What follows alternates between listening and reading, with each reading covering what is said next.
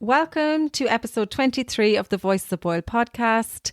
We did have a little break, so it's good to be back. And unfortunately, since we last recorded an episode, Boyle lost one of its great characters in the great Jerry McGlynn. In episode 17, I got to sit down with Jerry and we had a great chat about his local area out in Ballinolta, his family, his friends and what Boyle means to him. Jerry will be terribly missed, but we're so glad that through this podcast, his stories will live on forever. And we'd just like to pass our condolences on to Jerry's family and friends. So moving on to today's podcast, and I was delighted to get to sit down with Jane Suffin. Jane takes us on a trip down memory lane, and we start off by talking about the early days when Jane used to come home to Boyle on holidays with her parents and her siblings. We then talk about the big move and what life was like when they left Manchester to move to rural Boyle. We then talk about the years that followed and some of the memories that Jane has of her grandparents and neighbours. Boyle's rich fishing history then comes into conversation, and we also talk about the importance of preserving Asylin Graveyard so that Boyle's history can be maintained and preserved for future generations. So on that note, I'll stop talking and let's hear from Jane.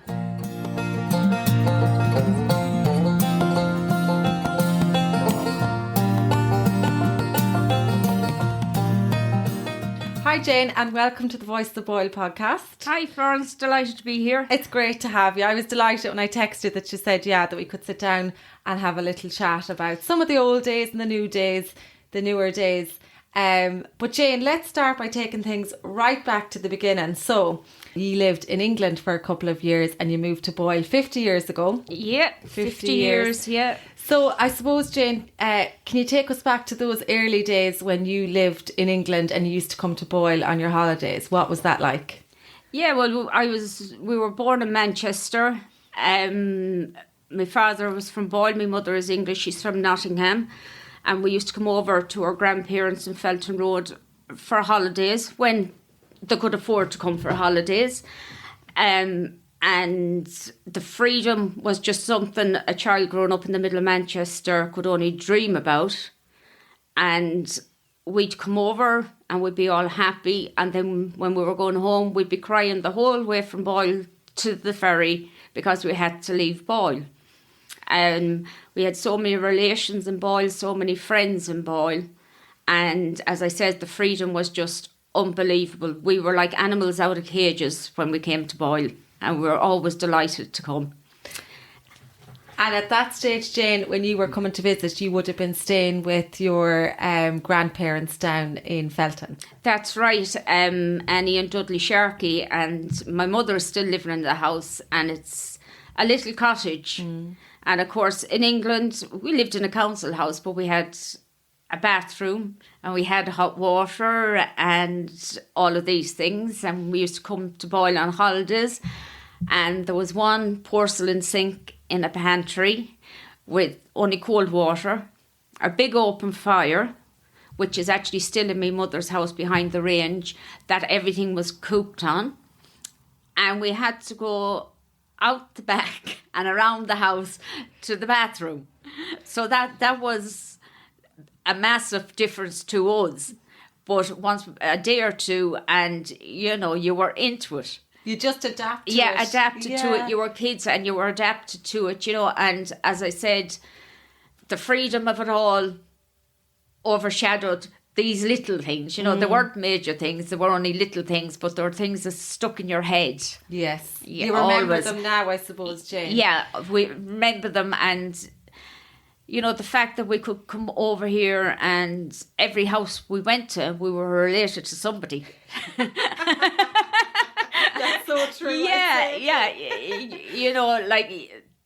Like in Termon itself, we'd start off, we'd leave the grandmother's house and there was the Gaffneys, who were first cousins of my father's, and then you'd go up to, you had the Burns and the Regans, the Conroys, everyone was related in some form or another, and that was just overwhelming, that no matter where you went, you met somebody new all the time. My God. Yeah. And did you come home nearly every summer, Jane, or every few years? No, every couple of years. Every couple of years. Yeah, because as I said, there was 4 of us. There was my 2 sisters and there was my brother Paddy. And, you know, Dad was a landscape gardener. He was working for himself. And, you know, money was tight. So whenever we could afford to come home, we'd come home. Ah, lovely. Yeah. And your grandparents, Jane, they've come up quite a lot in other chats, especially with Jerry McGlynn, talked about down at the river and things like that. Can you tell us maybe if you have some memories of them and even playing in their band and things like that? Oh, God, yeah. There's great memories. I mean, my grandfather, Dudley, I mean, he was a man, you know, a man. You know, Dudley was, he shooting, fishing, he worked in Burnhouse, you know, he was known across the country, you know, and he played the bodhrán, and my grandmother, Annie, and she would have been Annie Regan before she married my grandfather, she played the accordion. And they were known countrywide. They played in the Goatskin band. Kevin Meehan used to play with them. John Crummy, Una Byrne. You know, it was, and the atmosphere was just unbelievable. And no matter where they went in the country, they'd play. They'd play music, and at the bonfires, you know, there were no, and even the amount of people now that we meet, we say more or less that comes home on holidays, you know, they still remember them. Yeah. You know, they were a tradition in their own right, and that, you know, that's exactly, and Jack Regan used to play the bodhrán as well, you know, and that just, the times were different, and the times with them were always enjoyable. Yeah.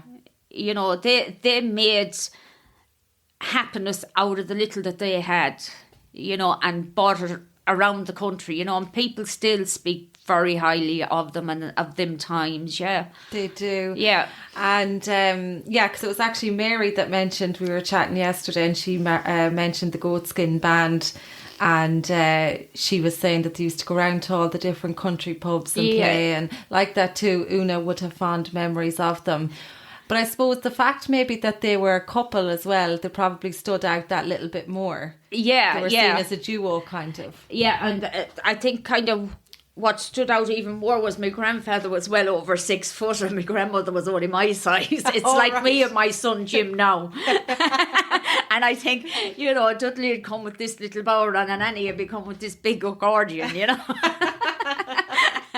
And, you know, but like they were remarkable people, all, you know, not just my grandparents, but anyone from that era, you know, were just remarkable people. And the fact that so many people still remember them and still remember the good times is absolutely brilliant, you know. It's amazing. Yeah. It just shows, like, in their own right, they were probably thinking, oh, sure, we're just playing music, but it shows the impact they've had on generations, really. And, like, you know, there were more than just play music. They were making memories, you know, and they were bringing a lot to people's lives that people didn't have a lot in their lives at the time. Exactly. You know, which, and I'm glad that that's the way they're remembered, you know. Yeah. Really am glad that's the way that people remember them. Yeah. So did they stay, Jane, they lived in Felton all their lives?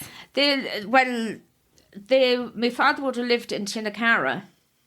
And my grandmother, Annie, if I remember correctly, was from over Chapel Street is where the Regans were. And, you know, then they got married, but they lived in Boyle all their life. They lived in Boyle all their life, yeah. And my grandmother, she used to work in where Dr. Maguire's is. It was Stewart's Mill. Okay. She worked in there, and my grandfather always also, you know, worked there on and off. And she worked for Paddy and Mrs. Daly for a long time as well. You know, Madge Daly was the apple in my grandmother's eye. She loved really? Madge Daly, yeah. And my grandfather, he used to keep the greyhounds, Paddy's greyhounds, up the back of the house in Felton, which I can remember well. There was a little shed, and we were always wondering what was up the shed, but he had a big fence around it, but it was Paddy's greyhounds that he had up there. Yeah. So he used to mind them for He used to mind them for Paddy, yeah. Brilliant. I didn't know that. I only ever remembered them down at the back of Daly's when you'd be walking up the lawn. Yeah. They'd start barking at you from the minute you go off. When we were kids now, when coming holidays, the greyhounds were up the back. There. Yeah, because I don't think Paddy actually had the back place at the time. And of course, the houses out in Annie and Dudley's have a big, massive garden, so that's where the greyhounds were out there. That's gas. I never knew that. So Jane, that I suppose they were the early years of coming home on holidays to Boyle from England, which, as you described, was so different to what you were used to. So what was it like then when the news came that, right, we're packing up and we're moving to Boyle? How did that go down? Oh God, we were full of excitement. We were delighted. We thought, okay, right, we're moving to to this town in Ireland, and it's going to be the way when we came in, as we would when we came on holidays, that it'd be, all fun and games and freedom, which it was for the first couple of months until we got the shock that we had to go to school. That changed things big time. Yeah. Because even as a child going to school in England, I didn't like school. But like school in England was totally different. There was no such thing as nuns or forced religion on you or anything else. But when we came, I don't know who got the biggest shock. Was it me or the nuns when we started school? And I honestly think that the nuns got the raw deal. Because it was very hard to adjust at 10, to a different way of teaching. And they kind of expected so much more out of you, than you were used to giving. Or in my case, that I just had no interest in giving. Yeah. So school in Boyle was different. I put it that way, and I just couldn't wait to get out of it. And that was, Jane, you started in the boys or the girls, convent, the convent down in here. fifth class. In fifth class. So you had 2 years to do there then, and that was yeah. And then it was into first year, and that didn't last long till I left school. Yeah. So the school years, times were different back then, Jane. They were different, they were. I think a lot different. Different, and kids were expected, I suppose, to give so much more. There was no understanding for people that don't just gel with the whole system. You're either academic or you're not academic. Exactly. But it was just the whole school system and the atmosphere. I just didn't like it. Yeah. I didn't like to have to go in there and have that door closed behind me and expected, and that was just me. Yeah. Other people thoroughly enjoyed it. But from the first day I started school, and my mother always tells me this story, when I started school in Manchester, she was walking me down to the school and I sat in a puddle, so I could have to go home and change my drawers. Good thinking, Jane. So she brought me back to school, and by the time she got to the house, I was back sat on the doorstep. And no way. This went on for quite a few years, yeah. So school and me just never gelled. No. Yeah. And nothing wrong with that. Look at you today. Well, that's just it. Just it's not for everybody, and you get on. There's other things you can do. Exactly. Yeah, there's other things you can do. Exactly. Yeah. So that was the early years then, Jane. And recently, actually, I saw a lovely picture. Well, it was a couple of months ago now, but it just stayed in my mind when I knew you were coming on. It was an old picture you'd posted on Facebook of yourself, Patsy Connolly, your brother Paddy, and the little dogs. Yeah. So that was that kind of, I suppose, would that sum up, Jane, those early years of being out in the fields with the animals and things like that? You were totally free. Oh yeah, definitely. I mean, Patsy Connolly, when we lived in Manchester, I know I'm going back, but when we lived in Manchester on a Sunday, and of course back in them years, on a Sunday, the Irish guys went to the pub for a drink. But Patsy and Patsy Connolly, Sean Connolly, Johnny Queenan, who was related, I think, to Mary, and they'd all come to our house after the pub had closed on the Sunday lunchtime, and they'd be listening to the Gaelic football on the radio, and they were always a major part of our lives, and when we came here then, Patsy moved back not long after us, and that connection was kept. And Patsy always had dogs. Yeah. He bought a dog back from England with him called Scruff, a little Yorkshire Terrier. And the dog had to go to the pub with Patsy and had to have his saucer of Guinness. Stop it. Yeah. And, with Connolly's not being far from our house in Felton, we were always up and down. There was always animals in our house and there was always animals in Connolly's house. And I loved dogs. Yeah. I love animals anyway.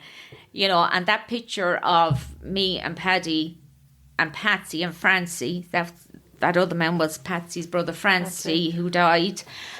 That would have been the norm, that we down there with them, with the dogs. Little dogs. Yeah. And I think Paddy was only 4 in that photograph. Yeah. And I would have been 10. Yeah. It's a lovely photo. Yeah. Yeah.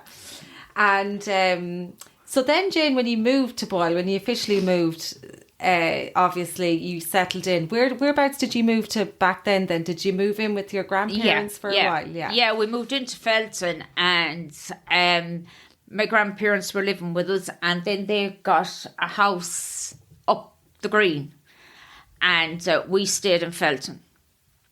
Yeah, and as I said, it was a total different world then to get used to living there. Even for my mother, my mother would have came from a family of 9 in Nottingham, but they would have had the cook with the run of water, the bathroom and this, that and the other. But when she came to Boyle, for her to go from this to cooking on an open fire in a pot oven and boiling kettles on a crook, it was a massive adjustment for her. It was bigger for her than it was for us.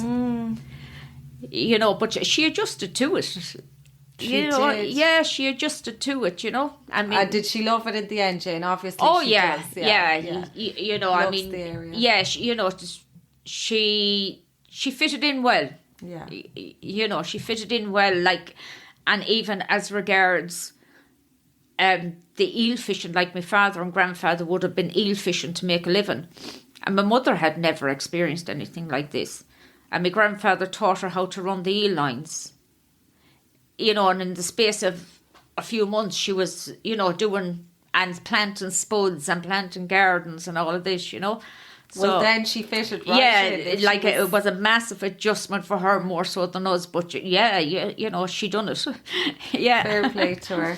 And Jane, just while you mentioned the eels there, just before we press record, you told me a funny story about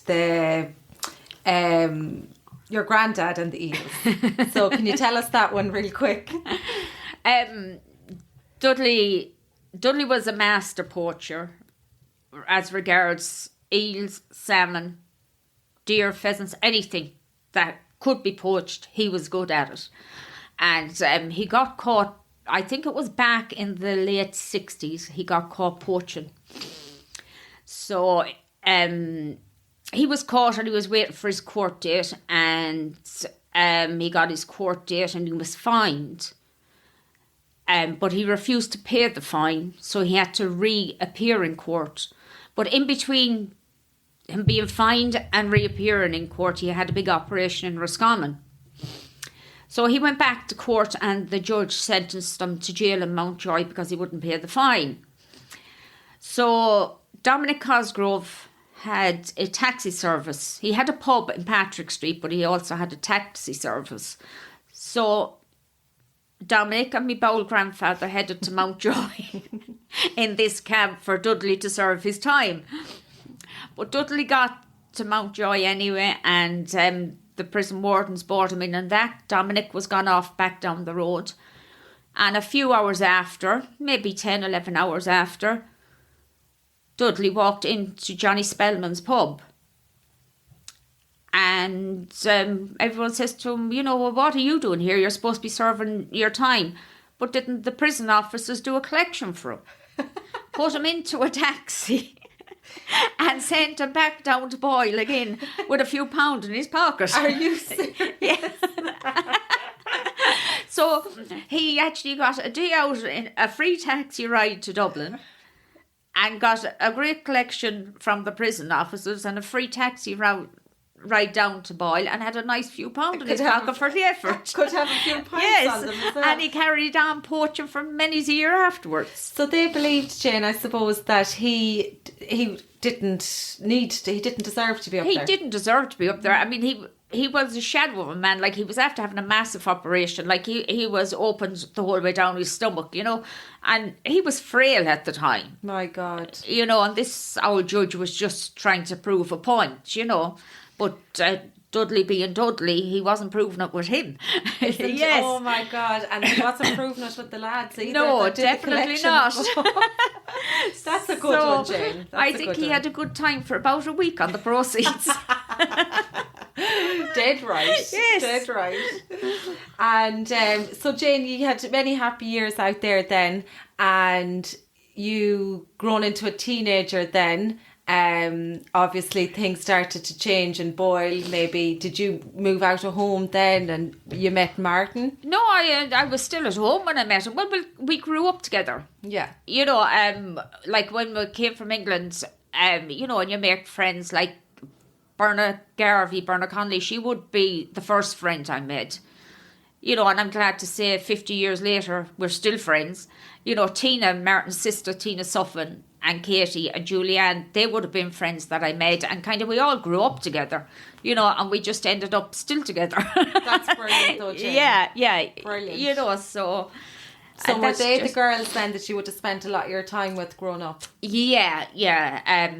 Berna, Tina, Julianne, Katie, Marie Connolly, Marie Scandlin, and Carina Tiernan, Carina Gorman. Like, she lived in Manchester beside us, and they came a couple of years after us, and they moved into Termon, and like there was we say when we were going to school, like, I'd be the first to leave our house, so then we'd pick up one another walking up the road, and like, we've all stayed friends since that. That's lovely. Yeah. And by the time you get to the door of the school, there'd be a good gang of you. Oh, there'd be a good gang of us and a good row of cigarette butts behind us. And,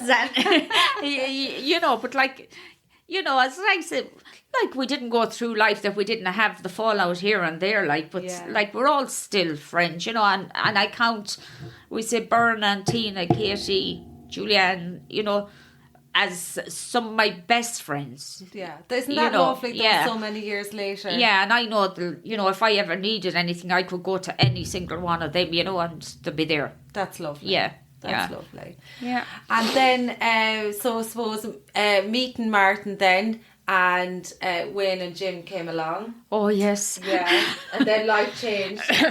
Without a doubt it changed, yeah. And you worked in Londis for a while as well, Jane. I actually had completely forgotten about that. So you worked in the old shop and the new shop. Yeah, I worked in the old shop. Dan and Olive gave me a job in the old shop, and I was in there for 5 or 6 years.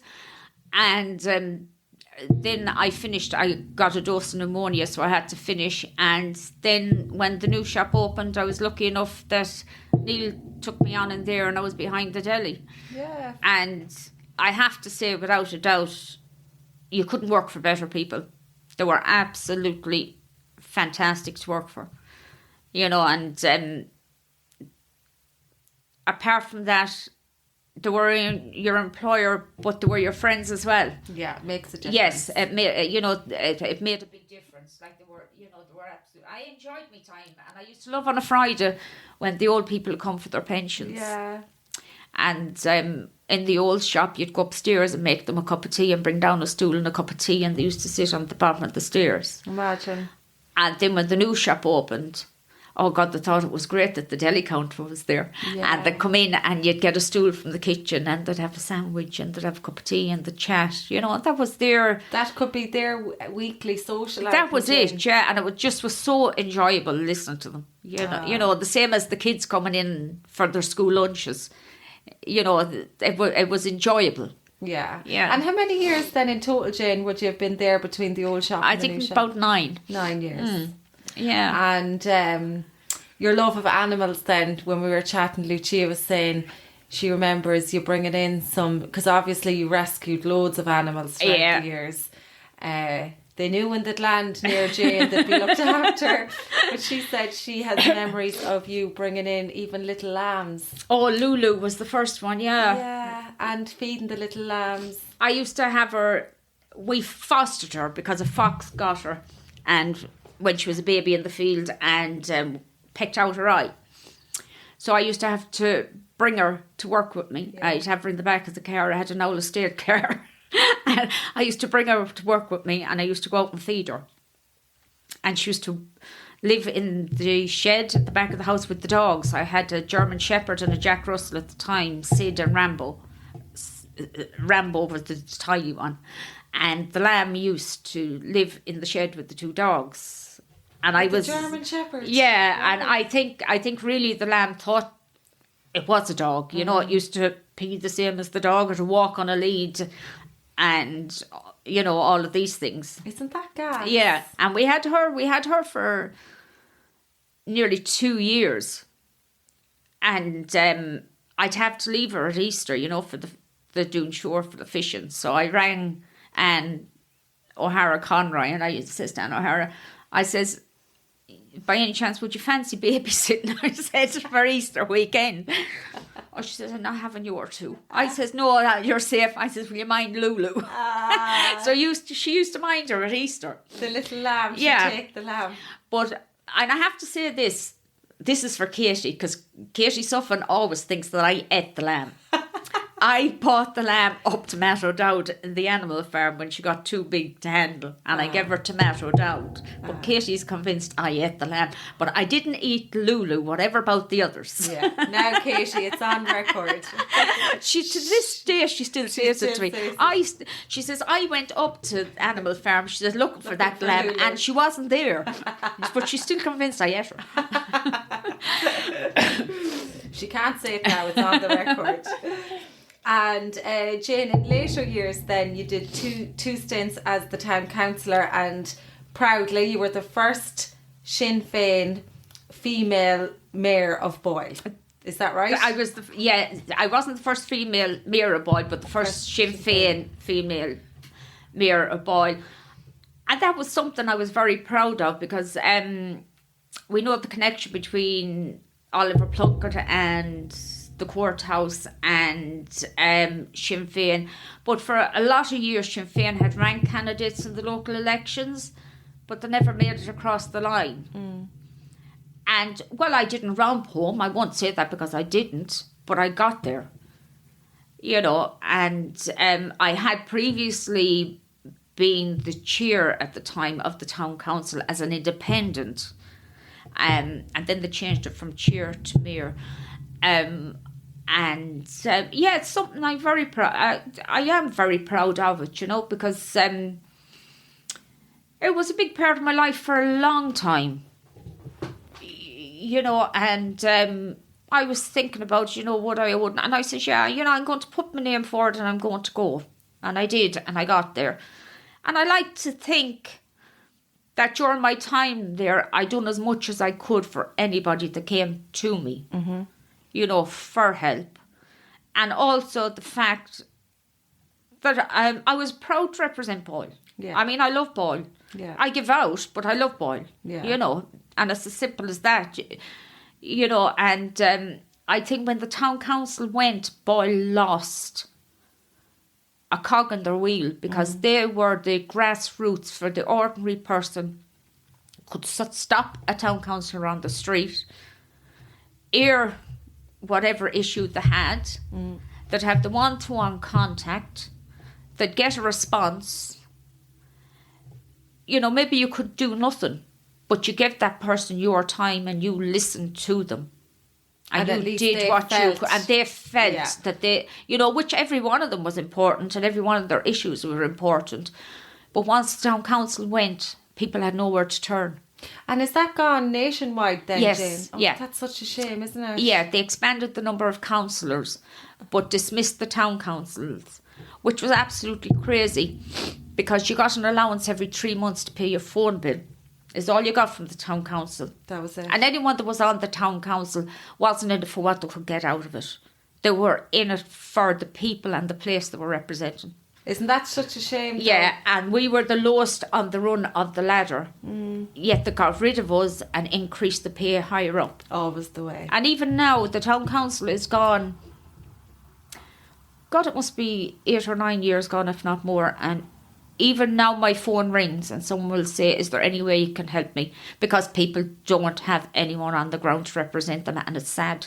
That's so sad. It's so sad, yeah. But do you know what? It was nearly all done on purpose, Jane. Oh, it was, They didn't want anyone there that they could actually... Because you'd obviously then, in your position, I presume, get on to somebody... Yes. The next step up from you and say, put pressure on them. And I think the most pressure that came on the county councils...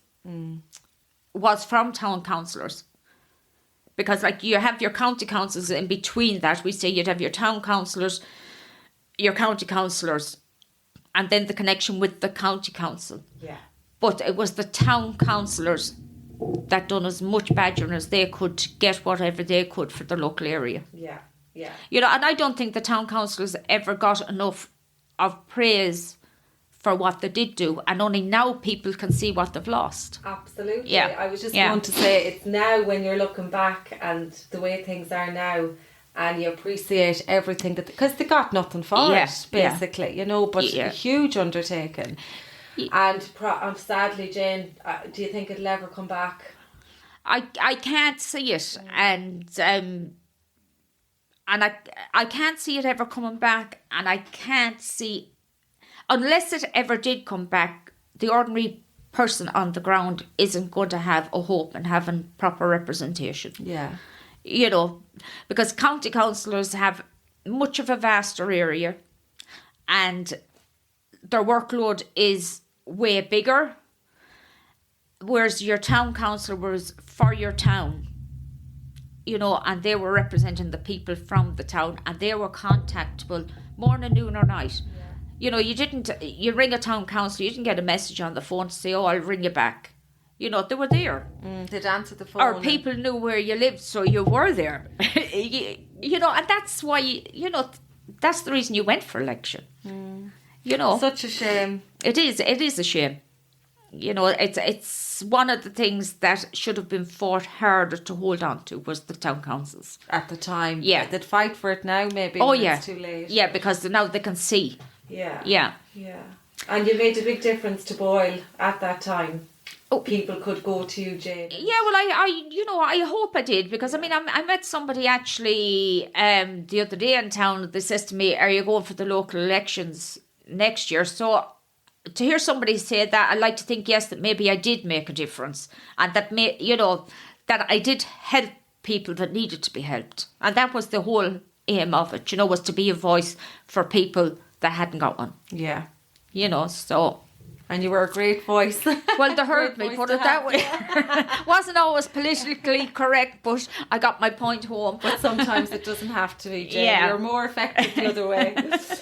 And your love of animals then, just to go back there slightly, you obviously have had loads of dogs throughout the years, and the lambs. And did you have a snake at one point? Oh, I had Sissy, yes. Yeah. I had Sissy the snake. And when we moved out of Termon, I didn't have the same room. So I gave her back to the pet shop that I bought her off. But all the kids in Termon used to love this snake. And we used to go over the rocks and catch the little fish to feed this snake. And all the little kids in Blunkett Avenue at Termon used to come down. And they were delighted to see this going on. And was it a big snake, Jane? No, she was only a grass snake. She was only maybe 2 foot. My God. Yeah, I actually bought it for Wayne one Christmas. Yeah. He was going through one of them stages, you know. He painted all his bedroom windows black and he wanted a snake, so he got a snake. But Mother ended up minding the snake. Yeah. So Sissy the snake, and then... And then we had guinea pigs. We had rabbits. And that time the Country Market and Boyle used to sell them. So I went down and we had Bray and we had for Jim. I'd buy this rabbit for Jim. Bought the rabbit on the hutch. But this rabbit turned out to be a lunatic. You couldn't go out the back because he'd take you by the leg. Stop. Oh, yeah. You used to have to open the door, look around to see was it safe. Could you go out with this rabbit? And Jim expected this little bunny rabbit. Oh, yes. Yeah. But the rabbit got out one day anyway, and there was no sign of him for a long time. But he was in the street because he used to go and he'd be eating Mrs. McLaughlin's cabbage, Mia Flynn's cabbage. The whole way up the street he was well fed, but he used to go up to the top of the road to Mrs. Higgins up at the railway. And he'd venture up that far, but one day the train got him anyway and he didn't come back. But he was around the street for about 3 years. Oh my God. God. Yeah. He was a landmark on Plunkett Avenue and Station Road, yeah. Just wander up himself. Yes, bopping along, yeah. Everyone was more freer back then, weren't they? Oh, the kids, the animals, everyone. Yeah. Like if you saw a rabbit on the street or if you saw a dog wandering, there's no stray dogs anymore. No, you don't there's see not, them. No. Yeah. You know, there's not, and that connection of community is gone as well, because when I was rearing my two in Termon, you could open your door, open your gate, and kids could go out and play. They were playing all day, every day. They could go over the river swimming. There was always someone to look out for them. Yeah. They could always go into somebody else's house and they'd have a bite to eat there and everywhere. But that community thing is gone. Yeah. You don't see children on the street playing anymore. And it's sad. It's so sad. Oh, God, yeah. So sad. And I suppose in the States, in town, it would have been more evident because there was just obviously more families. Yes. But like even playing rounders up there in Plunkett Avenue, hide and seek, tip the can, all of that, Yeah. Jane, like all of that's gone. As you said, it's sad you just don't see the kids out playing anymore. Yeah, because I remember even when we were young and like, you know, the winter time, you know, you'd be going to school, you come home, there was a half an hour of daylight, you'd be out. But then come January, the end of January, it was marble season. So like we'd all be up at, we used to call it McCormick's Hole. And the house where Patsy and Marie Connolly live was McCormick's used to live in there. But there was a hole outside the wall. So McCormick's Hole was the marble hole. Right. And we'd be there, you know, we'd come from school until after it got dark. And, you know, then we'd have the hopscotch, skipping. You'd have all of these things. And each few weeks, it was time for something else to come in. You know, the marbles went out, the hopscotch came in. Yeah. But the one thing we always looked forward to was this summer for Asselin and Patrick's Well. They were the two big things. We did not need to go to Spain or anywhere else on the holidays. We had it on our doorstep. And would you go out the train track out to Asselin, Jane? Or over the fields? Either way, you know, depend who we were calling for. If they were calling for us to come out past our house, and you'd be gone off and you'd have nothing on your towel, and if you had no swimming togs, you'd have the legs cut out your trousers, and you'd be gone off over the river in the morning, and you wouldn't come back till night time.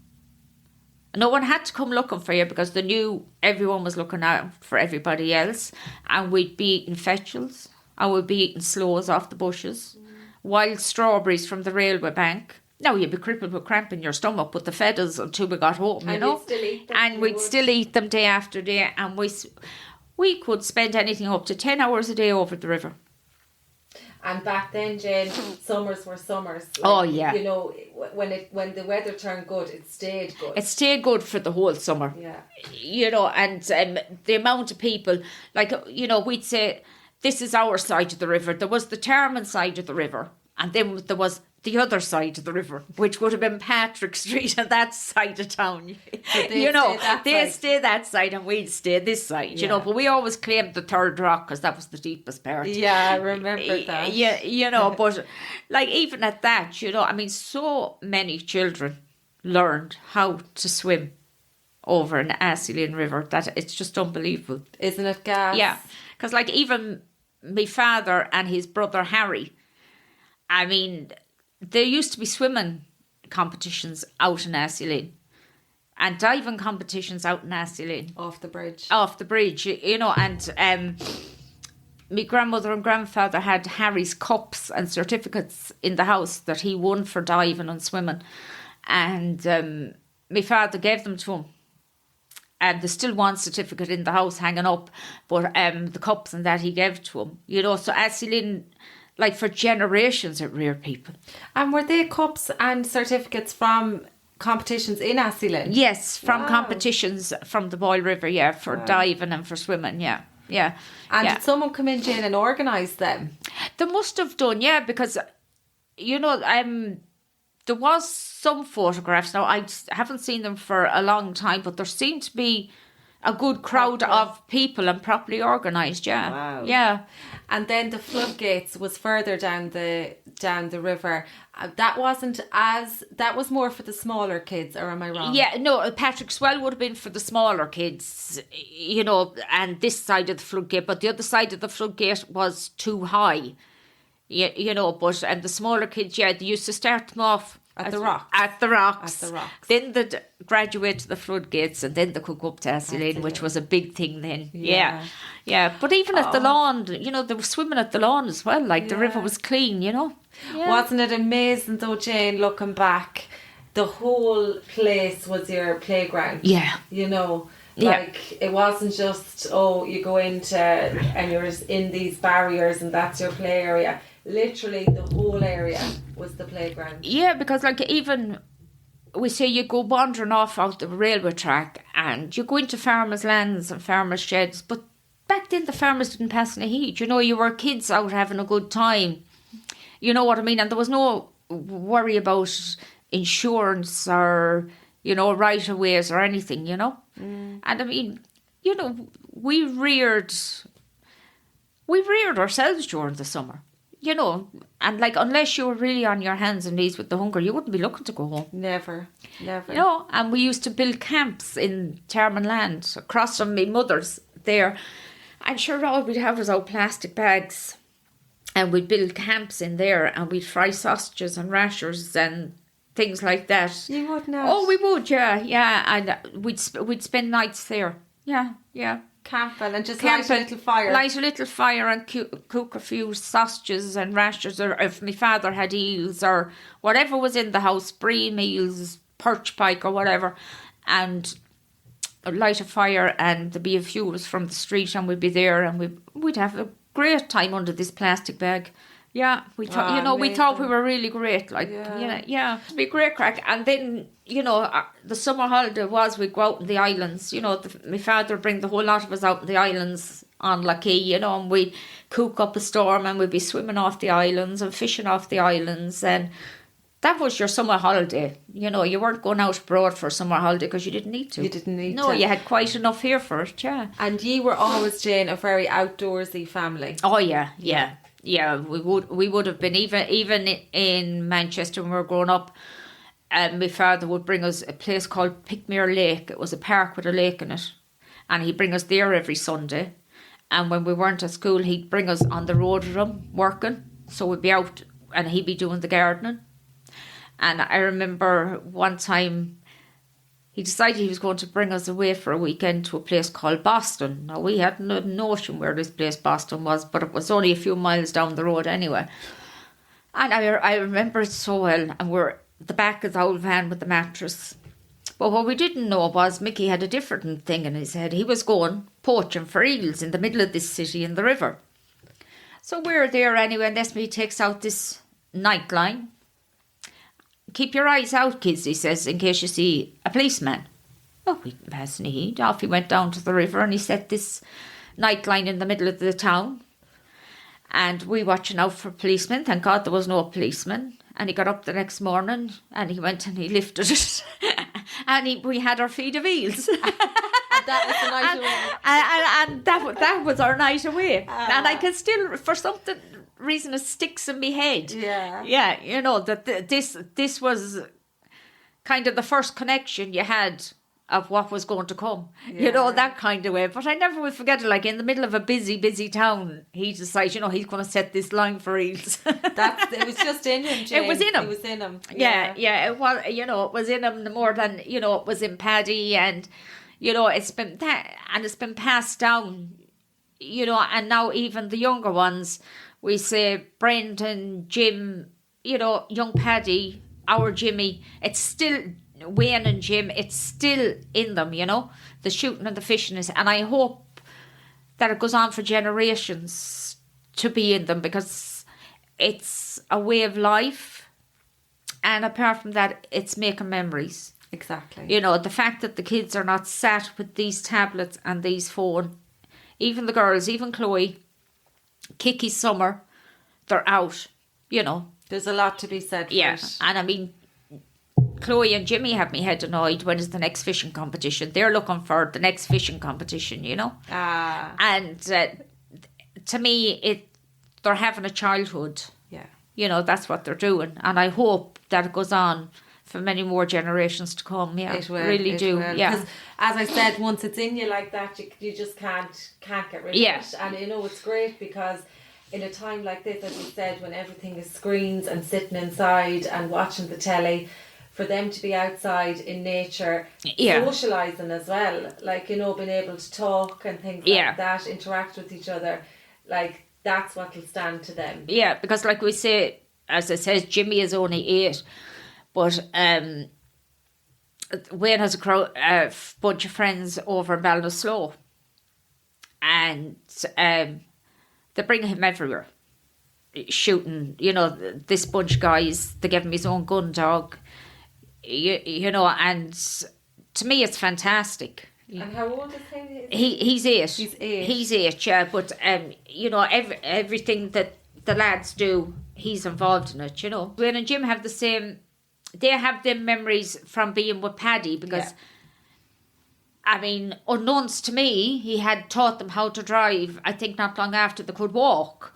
And, you know, he was bringing them shooting, he was bringing them fishing, you know, and all of this. And I'd like that to continue on, you know, the whole lot to continue. He had a big influence on the boys, Jane. Oh, Paddy. without a doubt, without a doubt. You know, in many ways. Yeah. You know, and I'm just glad that they got to have the time with him that they had with him. And they have the memories. Oh, yeah. You know, and even now, like, Wayne would have been 17 when Paddy died, and Jim was 13.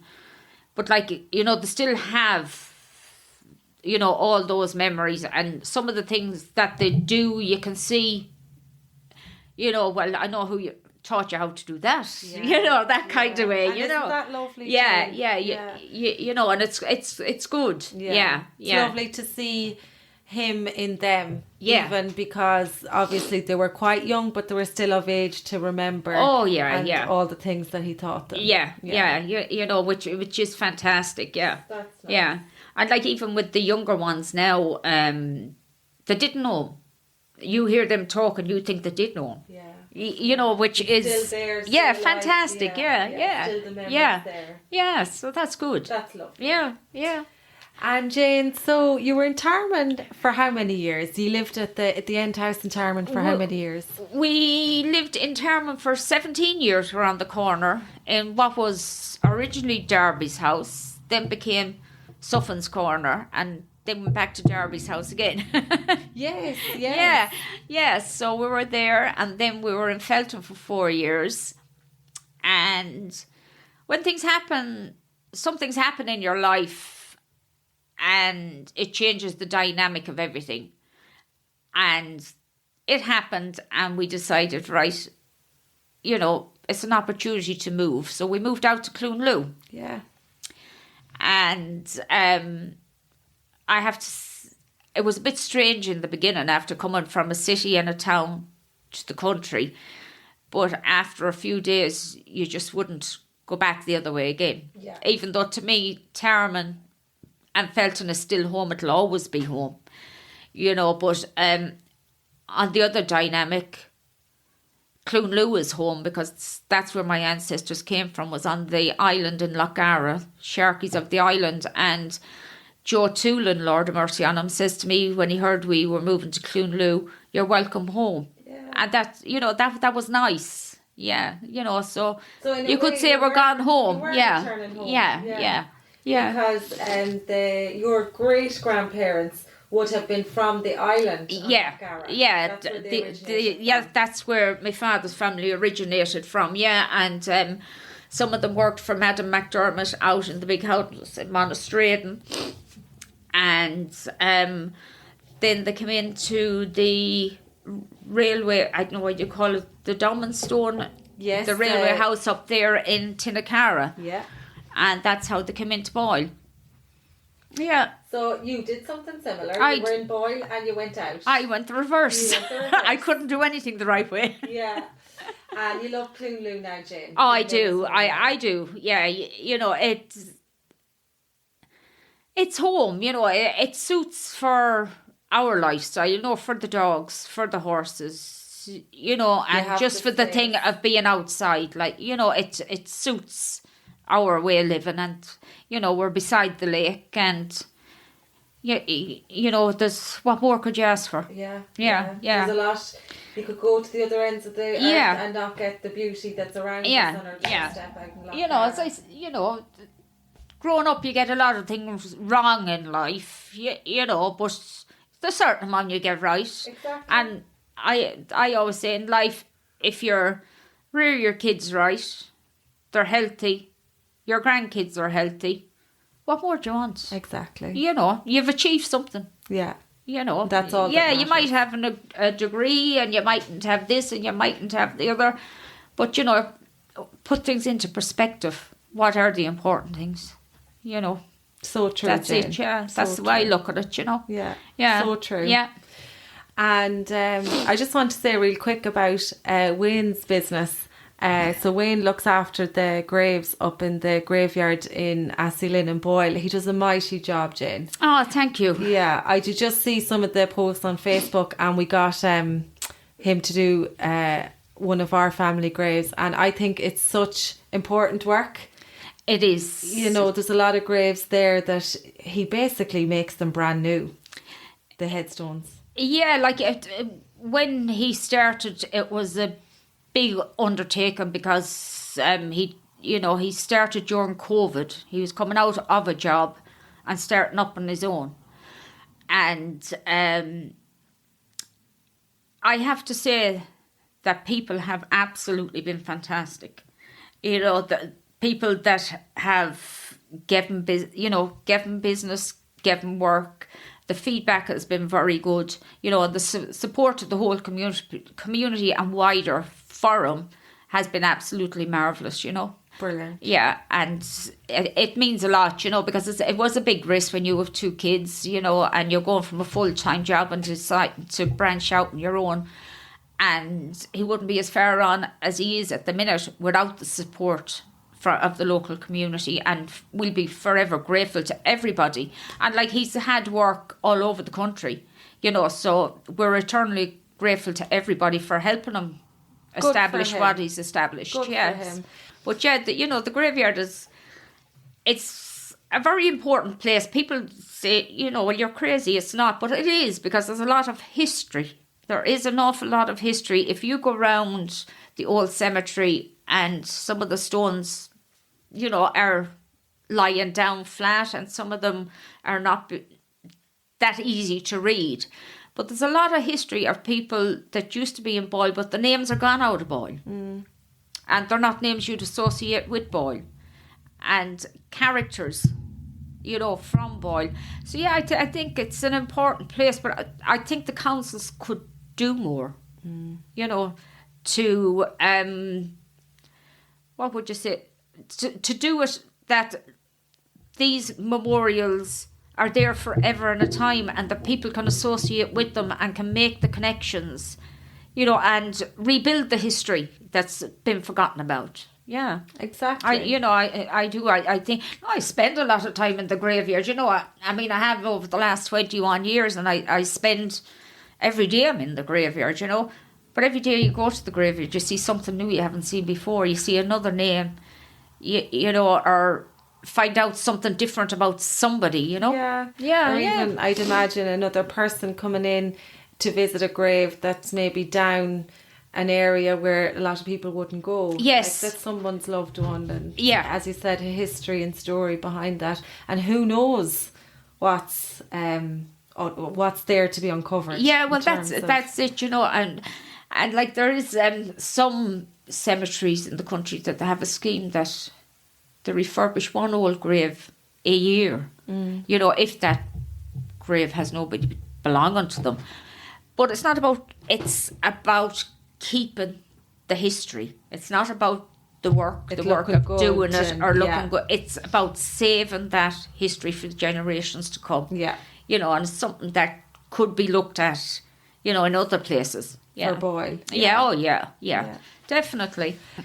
And just, Jane, because it's so recent, I'd like to maybe ask you about Jerry McGlynn and the difference he made. You had a lovely post up on Facebook, actually, and you described how Jerry would have played a massive role in 5 generations in the Sharkey family. So obviously your grandparents, your parents, your own generation, then Wayne and Jim, your kids, and then your grandkids. Yeah. So Jerry will be obviously missed massively by ye. But when I did the podcast with him, and I'm so glad I got to do it, he spoke so much about your uncle, Jim. And your grandfather, Dudley, and down at the river. So could you just tell us maybe a little bit about Jerry and what he meant to your family? Well, Jerry, for as long as I can remember going back, Jerry was always there. When we were kids coming on holidays, he had a bike at that time. He hadn't a fancy car. But Jerry was there. You know, we used to go out to McGlynn's, you know, or Jerry would be out in my grandparents' house, or Johnny Spellman's, or they'd all gather in Eddie McDermott Rose for tug of war. John Mattimo, Porrick Gara, Shamie Gara, you know, there was a big gang of them, and they'd gather at Eddie McDermott Rose for tug of war. But Jerry and Jim, I mean, they were inseparable, you know, and Jim wanted Jerry and Sean Lloyd to go to Australia with him when he was going, you know, but like, naturally enough, you know, they had their own Sean, you know, and Monica and Jerry, and they were just, Jerry could never get over Jim's death, you know, that kind of way. But when my grandfather's parents died, my grandfather was basically reared beside Jerry McGlynn's with a family called the McElroys. So we'll say, how do I put it? We say that Jerry's mother, you know, would have been involved in Dudley's life because they were neighbours to the McElroys, and that connection was always there with the Sharkeys and the McGlynn's. You know, and when we came back from England then, like Jerry spent so much time, you know, with Dad, and he worked in the dump up here at the time, and sure, we'd be ferried up to visit Jerry, you know, and out to McGlynn's, you know, and he was just always there. Yeah. That's what I took from your post. He was just always there. Yeah, and then, you know, when the boys were growing up, my two, well, Martin and his friend Liam Lloyd, like, they spent a lot of time with Jerry McGlynn as well when they were young out in Jerry's house. And then when Wayne and Jim were young, it would be out to Jerry's, you know. And Jerry, he was the type of person that I could be telling them to do something, or this is what you should do. But no, that wasn't right. But if Jerry said it, you know, he guided people, you know, through his whole life. And like, you know, he had some stuff going on in his life at the time, but Jerry always guided people. He never asked anybody for anything and never expected anything off anybody, but he guided them in the right direction. And the fact that they were working, or they were doing what they wanted to do, and they were happy, that was all the reward Jerry ever asked for. You know, he was one of those people that you know, they're in your life all the time, you know, and, well, you did appreciate it. It's only now that you really appreciate it. Yeah. You know, that kind of way. You know, and he did really help so many people. You know, he did. And people would never know what Jerry was doing for a person, but he did help a lot of people. Yeah. You know, and kept it quiet. Yes, yeah. You know, and you know, he's somebody that it's very raw, but in 10 years' time, people are going to miss him the same as as it is now, and it's, you know, that's the way it is. Yeah. I just wanted to mention him just because it's, you know, it's, as you said, it's still very raw and recent. But he played such a big part in your story. So and you know, something we never said to him was thank you or whatever, you know, and we should have said it. You know, I mean, he bought so many stories, laughter, crack. Now, the stories were often stretched a little bit, you know, as Jerry did. But like he never bought doom and gloom. He always bought happiness whenever you met him. Yeah. You know, regardless, you know, what mood you were in. You know, after 2 minutes with Jerry, everything was different. And, you know, his parting line was always, well, we'll leave it there till the next time. You know, and there's not a lot of people that you can say that will bring that much joy into your life just for the fact of meeting them on the street. You know what I mean?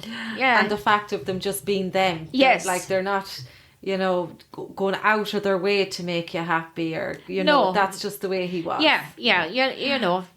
And Jane, is there anyone else, say, looking back over the years in terms of like characters and things like that you'd have very fond memories of? Well, I've a lot of fond memories of the people of Termon, the older people of Termon.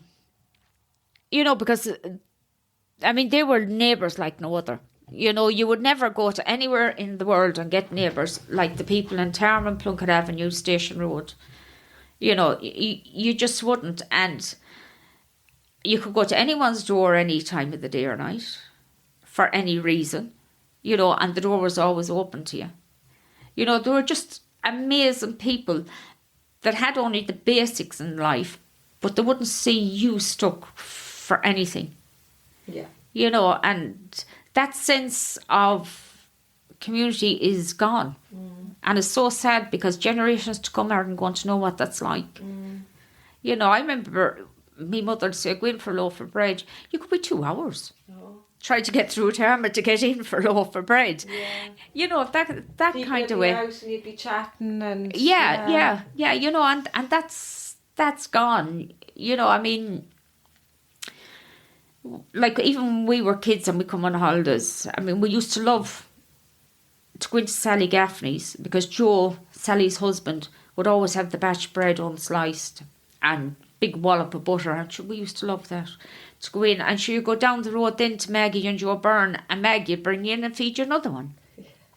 You know, or over here to Leisha Clancy. We used to come over to Jack and Kathleen Regan, and Leisha, who would be Jack Regan's sister, lived in where Geraldine Dyer is now. And my father said, oh, we're going over to see Kathleen and Jack. And we used to say, oh no, not for Kathleen and Jack, but for Leisha, because Leisha would bring us in and she'd give us bread and marmalade. But she'd only give you the lumps out of the marmalade. She'd pick the lumps out and she'd put them on this cut of bread. And, you know, you wouldn't like them, you know, but you had to eat them because Leisha gave them to you. You know, but like there was so many,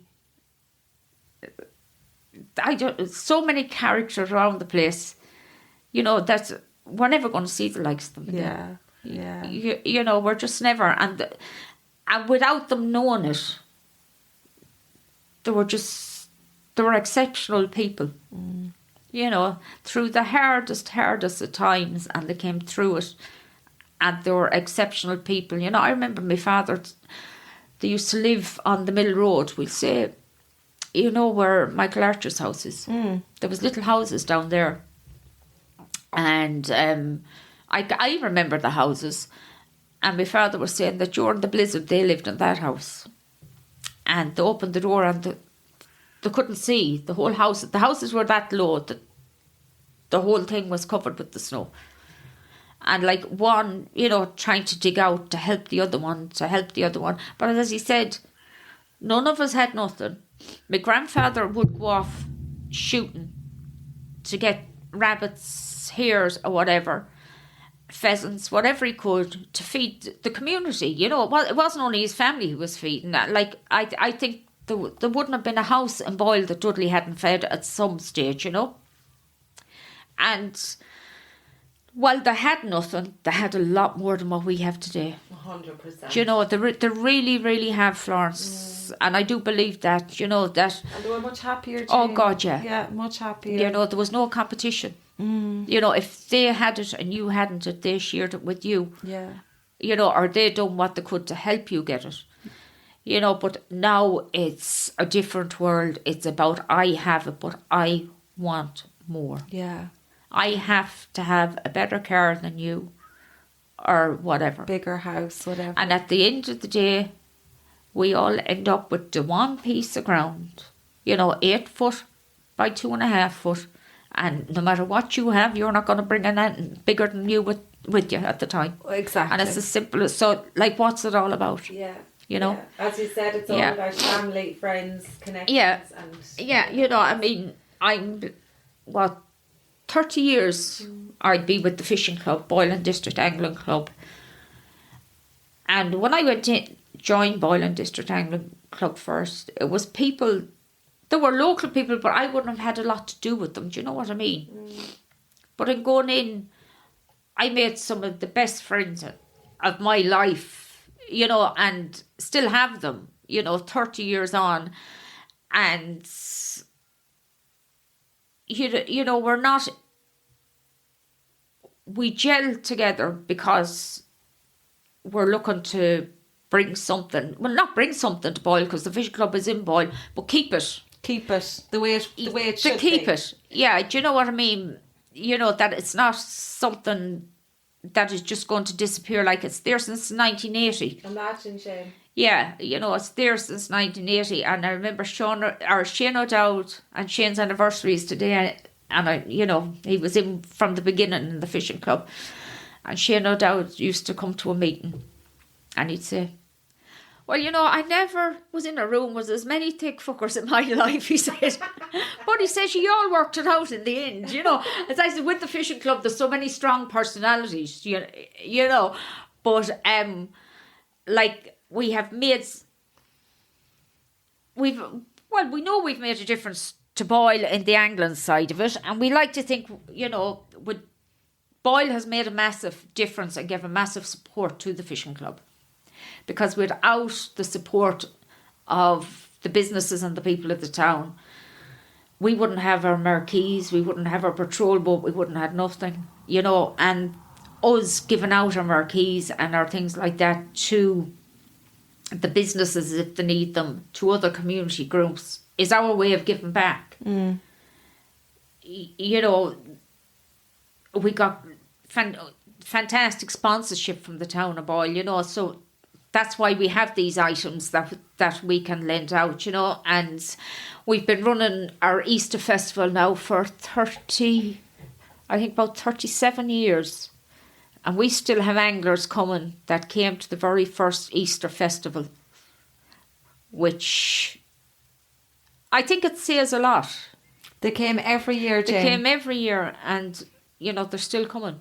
So ye still have that running every Easter? Every Easter. Yeah. And is that the only event you have in the year, Jane? Oh, God, no, we've about 12 events. 12 events? Yeah, we have numerous amount of open competitions, and we have a mayfly competition. Easter is the biggest one that we would have. Then we have an Angler of the Year.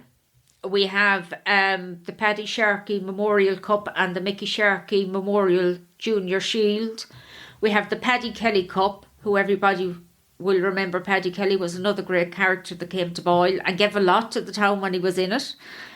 And he supported the fishing club. He had no clue about fishing, but he supported the fishing club no end. We have the Donlan Cup from Donlan's in Knockvicker, the pub. We have the Clancy Cup from Clancy's in Knockvicker. We have the Martin Mitchell Perpetual Cup. Martin was one of the founder members of the Angling Club, and the family presented it with a lovely cup when Martin died, and that is fish for every year. We have the Albert Cup, which is used for trout. The Albert Cup actually isn't a fishing trophy. It's a cup from an old horse show that used to be in Boyle back centuries ago. Right. And the family when the last lady died, that lived in Great Meadow, she wanted the fishing club to have a cup. And it's a handmade silver cup, and it's a beautiful cup. So we fish that for the mayfly for trout fishing every year in memory of the Albert family. Fantastic, Jane. Yeah, so we have a lot of events. You've a lot going on. Yeah, then.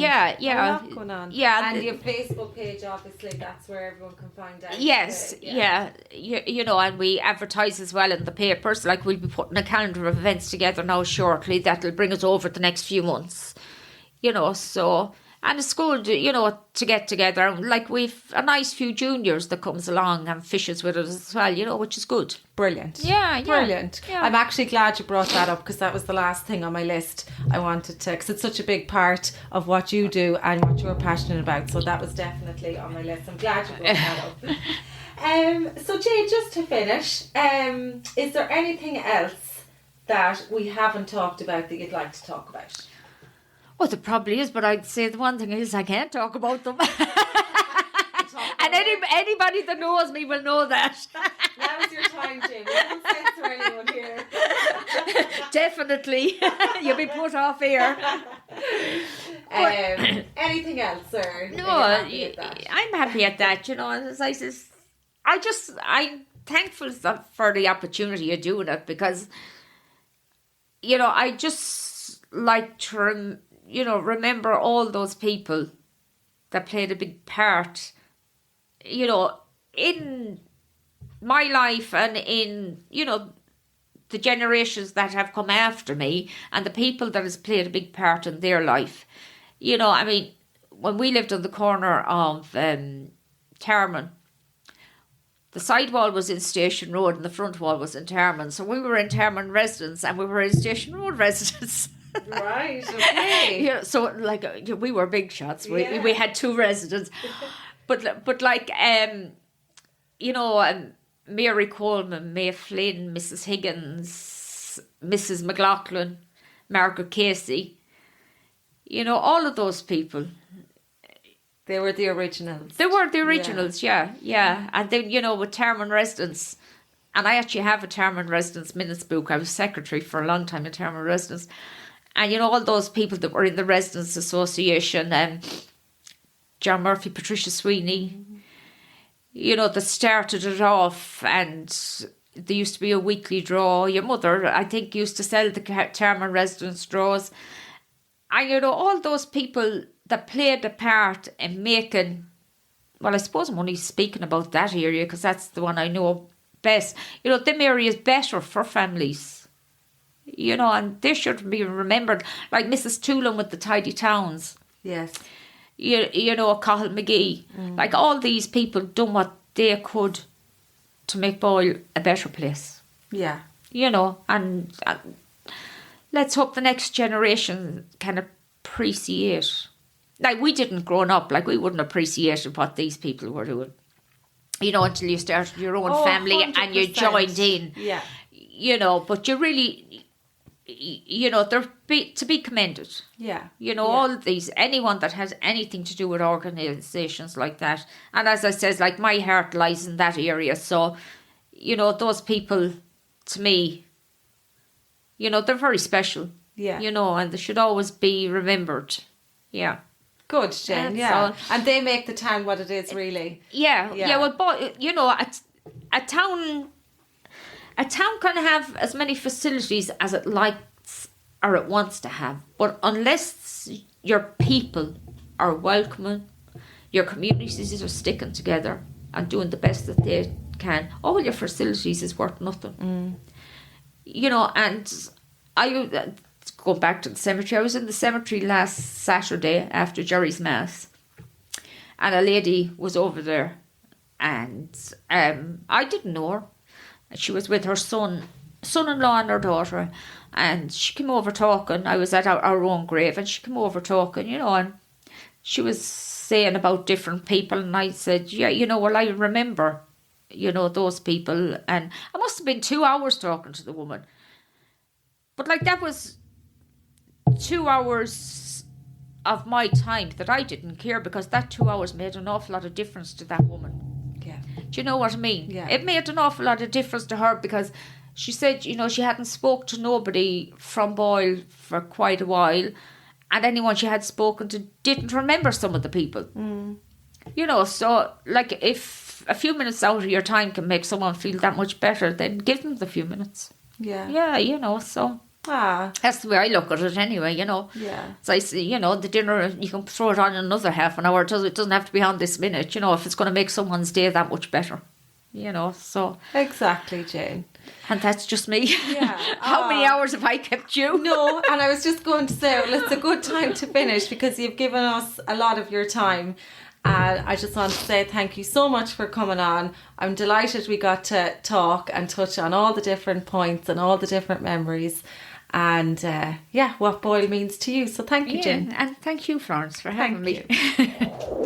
And that's a wrap for today. Thank you so much for listening, and I hope you enjoyed the episode. If so, we'd really love if you could share the podcast on social media. You can find us on Facebook by searching for Voices of Boyle.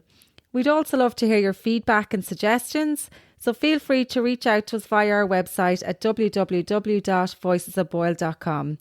And finally, we're always looking for new guests, so feel free to drop us a message if you'd like to jump on and have a chat with us. Thanks again, and chat soon.